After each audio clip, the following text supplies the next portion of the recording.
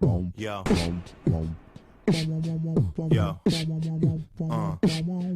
Word. Adjective. Pronoun. Adverb. Run on and on. And we're rolling. Right, you talk first. Warning, everything you are about to see should not be attempted by whom. This was all done by skilled professionals, and By professionals, we mean 2016, early 2017, Mr. Perkins class students at a very secure environment, backyard. So don't try this at home, kids. Be safe out there in the real world. On where my gerunds at. Parenthetical. Alright, watermelon, over the head. 3, 2, 1.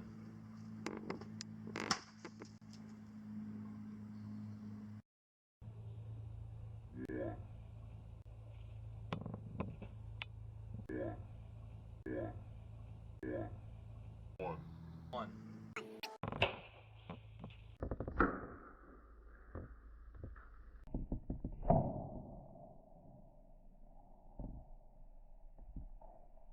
I make references to weaponry.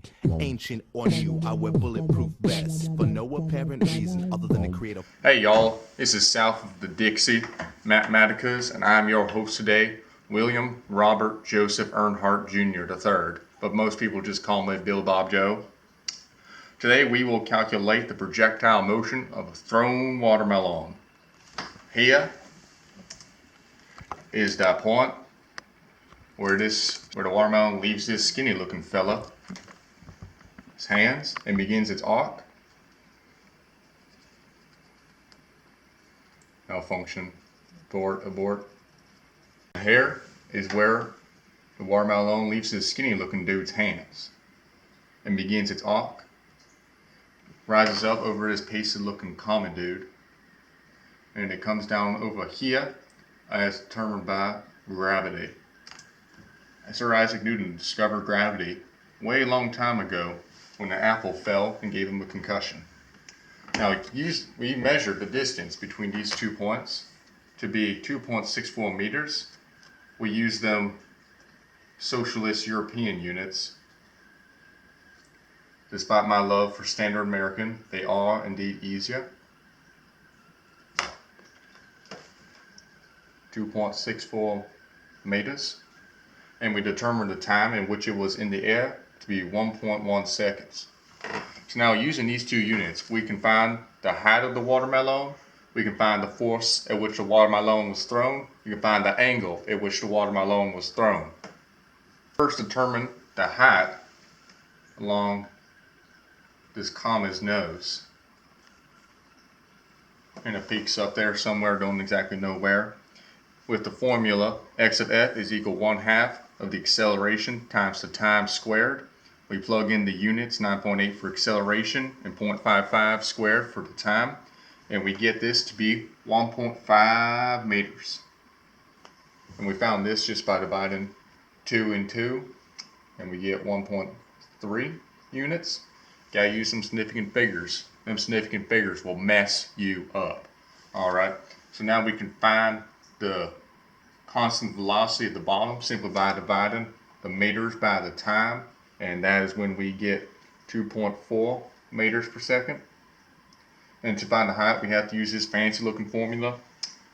A, acceleration, is equal to change in velocity over change in time, and we get that to be, we plug in 9.8 for the acceleration of gravity here on Earth is equal to the velocity, which we don't know yet, that's why we're using this formula, over the change in time, which is 0.55, and we get this out to be 5.9 meters per second.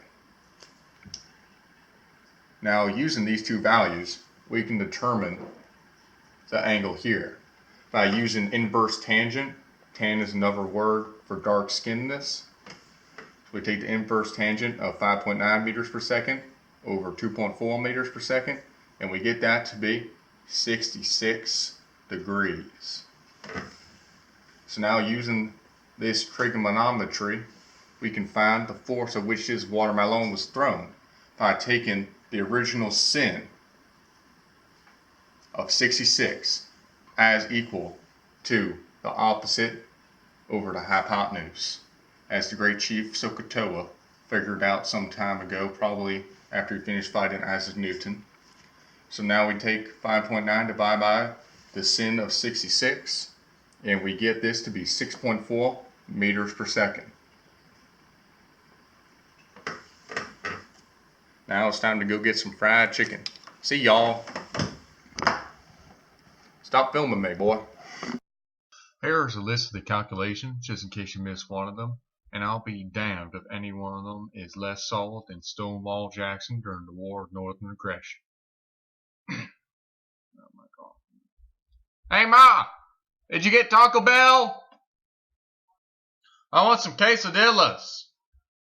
In the name of Jesus H. Christ in the chicken basket. Alright, let's get this. I like to create a buffer memory of incredulity so y'all muckers could never get near to me. I'm a cartoon character. You'll never be able to be like me. Me. Girl, I like